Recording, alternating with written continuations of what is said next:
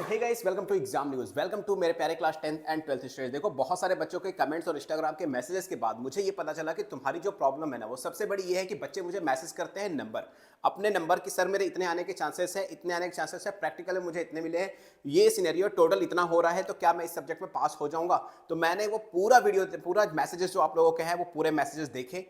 ठीक है, जितना पॉसिबल हो सका। वैसे तो 100% मैं रिप्लाई देता हूं बच्चों को। कभी कभी बहुत ज़्यादा मैसेज आ जाते हैं बच्चों के, या कई बार बच्चे इतने कंफ्यूज हो जाते हैं कि मतलब मैं मानता हूं तुम्हारी प्रॉब्लम, समझता हूं कि तुम्हें डर है, कहीं ना कहीं डर है, इस वजह से तुम बार बार चीज़ों को कंफर्म करते हो। बट मेरी प्रॉब्लम भी समझो कि मैं एक ही चीज़ को बार बार नहीं लिख सकता। अगर मैंने लिखा है कि तुम पास हो जाओगे तो कुछ सोच समझ के लिखा होगा, ठीक है। अदरवाइज मैं क्लियर कर देता हूं कि प्रॉब्लम हो सकती है। चलो एक चीज़ समझ लो कि इस चीज़ का सिनेरियो, इसका कैलकुलेशन एग्जैक्टली करेंगे कैसे। तो सबसे पहले मैं 10th और 12th दोनों वालों के लिए अलग अलग बताऊंगा कि मिनिमम कितने नंबर आ जाए ना तो तुम आराम से पास हो जाओगे, तुम्हें कोई भी प्रॉब्लम होने वाली नहीं है। तो कैलकुलेशन के बाद अगर मैं बात करूं, तो सबसे पहले अगर मैं बात करूं क्लास 10th की, अगर मैं 10th की बात कर लूं, तो 10th में हमें यह पता है कि हमारा प्रैक्टिकल का मार्क्स और थ्योरी का मार्क्स दोनों कंबाइन होकर हमें पास होना पड़ता है। और ये पासिंग मार्क्स एग्जैक्टली कितना होता है? 33% का होता है, ठीक है।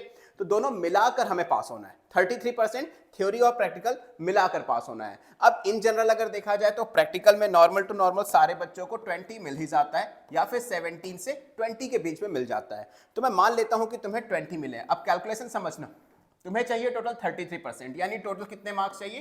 33 मार्क्स 100 में से चाहिए। 100 में से 20 मार्क्स तुम्हें प्रैक्टिकल में मिल चुके हैं ऑलरेडी। अभी 12th वालों की भी बात करूंगा, परेशान नहीं होना। 30 में से 22 मार्क्स तो तुम्हें यहां मिल गए प्रैक्टिकल में स्कूल से। अब बचे कितने? सिर्फ और सिर्फ 13 मार्क्स। यानी 13 मार्क्स अगर तुम्हारे थ्योरी में आ जाएंगे ना, तब भी तुम बड़े आराम से पास हो जाओगे। अगर मान लेते हैं तुम्हें प्रैक्टिकल में 19 मिले हैं तो यहां 14 चाहिए होंगे, प्रैक्टिकल में 18 मिले हैं तो यहां 15 चाहिए होंगे, प्रैक्टिकल में 17 मिले हैं तो यहां 16 चाहिए होंगे। तो ऑन एन एवरेज 17 से नीचे तो देखो किसी बच्चे को नहीं मिलता है। तो एक अंदाजा लगाकर तुम यहां से थ्योरी का आउटपुट निकाल सकते हो कि अगर थ्योरी में तुम्हारे 16 से 17 मार्क्स आ रहे हैं, 16 से 17 मार्क्स आ रहे हैं, तो तुम आराम से एग्जाम को पास कर लोगे। हालांकि मुझे पता है कि 18, 19, 20 के बीच में ही बच्चों को स्कूल से प्रैक्टिकल में मार्क्स दिए जाते हैं 10th वालों को, तो घबराने की इतनी बात नहीं है। मतलब जो बच्चे 16 से 17 के बीच में आ रहे हैं वो तो पूरी तरह से सेफ जोन है, लेकिन जो बच्चे 13 भी ला रहे हैं ना, चांसेस हैं, उनके भी चांसेस हैं, हो सकता है स्कूल से 20 दे दिया गया हो, तो 13 लाकर भी आराम से पास हो जाएंगे, ठीक है।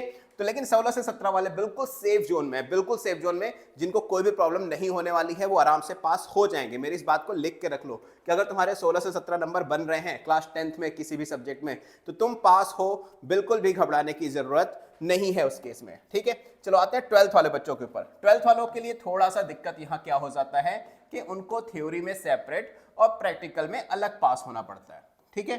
टोटल पेपर इनका भी 100 मार्क्स का ही होता है। 100 में से टोटल यहां भी प्रैक्टिकल में इनको 33% चाहिए होते हैं और थ्योरी में भी 33% चाहिए होते हैं। प्रैक्टिकल में तो चलो कंबाइन होकर पास होना नहीं है, तो हम प्रैक्टिकल के मार्क्स को छोड़ ही देते हैं, ठीक है। हम आ जाते हैं बेसिकली इस पे। अब 12th में दो तरह के सब्जेक्ट होते हैं, 8 होता है 80 मार्क्स का और दूसरा होता है 70 मार्क्स वाला। तो 80 मार्क्स का अगर हम 33% काउंट करें तो यहां पर आ जाएगा 24 मार्क्स। क्या आ जाएगा? 24 मार्क्स। और वही 70 का काउंट करें तो यहां आ जाएगा 23 मार्क्स। यानी जिन बच्चे क्लास 12th में हैं उन बच्चों के थ्योरी में अगर 70 मार्क्स का है तो अगर 23 मार्क्स बन रहे हैं, और 12th में अगर 24 मार्क्स बन रहे हैं 80 वाले सब्जेक्ट में, तो आराम से पास हैं, कोई भी घबराने की जरूरत नहीं है। चिल मारो और आगे वाले सब्जेक्ट्स पे ध्यान दो। इसके अलावा दो फैक्टर और काम करते हैं आपके मार्क्स को गेन करने में। जो बच्चे 1 या 2 मार्क्स से प्रॉब्लम समझ रहे हैं ना कि 1 या 2 मार्क्स कम है, तो यहां पर ग्रेस मार्क्स मिल जाएगा। देखो, ग्रेस मार्क्स ऐसे नहीं मिलता। पहली बात तो यूट्यूब पे जितने वीडियो पढ़े ना ग्रेस मार्क्स को, वो बेकार ही है, मतलब हद ही है, वो कुछ भी बता रखे हैं। ग्रेस मार्क्स तब मिलता है जब पेपर में कोई प्रॉब्लम हो, पेपर में कोई क्वेश्चन जो हो वो गलत आ गया हो, ठीक है, कोई मिस प्रिंटिंग हो इस केस में, या सीबीएसई की तरफ से आउट ऑफ सिलेबस क्वेश्चन आ गया हो।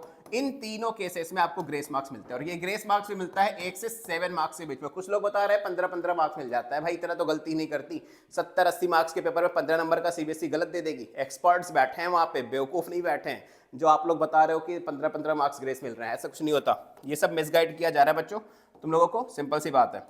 देखो, तो यहाँ समझो 1 से 7 मार्क्स तक मिलता है, वो भी तब मिलता है जब ये तीनों गलत हो। तो ग्रेस मार्क्स का भरोसा तो देखो छोड़ दो। अगर ग्रेस मार्क्स का भरोसा है तो समझ लो तुम अपने सीनियर से बात कर लो जो पिछले सालों के हैं, जो 12th का एग्जाम दे चुके हैं या 10th का एग्जाम दे चुके हैं, उनसे पूछ लो। एक मार्क्स से उनकी क्लास में बच्चे फेल हुए, अगर वो 1 मार्क्स से फेल होते तो क्यों ग्रेस मार्क्स देकर पास नहीं कर दिया जाता? ग्रेस मार्क्स तभी मिलता है जब पेपर में कोई क्वेश्चन गलत हो, मिसप्रिंटिंग हो, या फिर कोई क्वेश्चन आउट ऑफ सिलेबस आ गया हो। लेकिन हाँ, यहाँ पर एक सिनेरियो काम करता है, moderation policy. Moderation policy, moderation policy क्या कहती है कि जब यानी आप का जो पेपर है वो पेपर अगर नॉर्मल लेवल से थोड़ा सा टफ है, नॉर्मल लेवल से मॉडरेट से थोड़ा ऊपर है, तो इस केस में जो कॉपी होगी ना वो बहुत ही ज्यादा लिबरल चेक होती है, यानी कॉपी को बहुत इजीली चेक किया जाता है, मार्क्स दे दिए जाते हैं बच्चों को। तो जो paper on an average, news में आप देख लो कि जो पेपर एग्जैक्टली टफ हुए हैं, जैसे भी क्लास 12th केमिस्ट्री का पेपर टफ आ गया था, वहां पर लिबरल चेकिंग होगी। ऑब्वियसली जहां तुम एक्सपेक्ट करो 18 मार्क्स, वहां तुम्हें देखना 20 से 21 मार्क्स तक मिल जाएंगे आराम से, नॉर्मल है। तो ये पूरा सिनेरियो था। तो तुम भी एक काम करो, सिंपल कुछ नहीं करना है तुम्हें भी, इंस्टाग्राम पे जाओ और इंस्टाग्राम पे SURYA0315 मेरी आईडी है, इंस्टाग्राम पे मिस अकाउंट पे फॉलो कर लेना, और कोई भी प्रॉब्लम हो तो वहां मुझे मैसेज कर दो, रिप्लाई मिल जाएगा। हो सकता है थोड़ा लेट है लेकिन रिप्लाई जरूर मिलेगा, कोई प्रॉब्लम हो, क्योंकि बच्चे मुझसे यहीं पर कांटेक्ट करते हैं। एंड मीनवाइल कमेंट करके ज्यादा से ज्यादा बताओ कि तुम्हें नेक्स्ट किस चीज में प्रॉब्लम हो रही है, क्या कॉन्सेप्ट समझने में प्रॉब्लम हो रहा है, कि सीबीएसई का कौन सा रूल समझने में प्रॉब्लम हो रहा है, मॉडरेशन पॉलिसी, ग्रेस मार्क्स, तो मैं उस चीज पर वीडियो बना दूंगा। अपनी कमेंट्स में अपनी प्रॉब्लम लिखो ताकि मैं उसका सोल्यूशन दे पाऊं। मैं सूर्यप्रकाश मिलूंगा आप लोगों से नेक्स्ट वीडियो में सीबीएसई की लेटेस्ट एंड ऑथेंटिक अपडेट के साथ। तब तक के लिए good luck and don't forget to like, share and subscribe, और इंस्टाग्राम पे फॉलो जरूर कर लेना।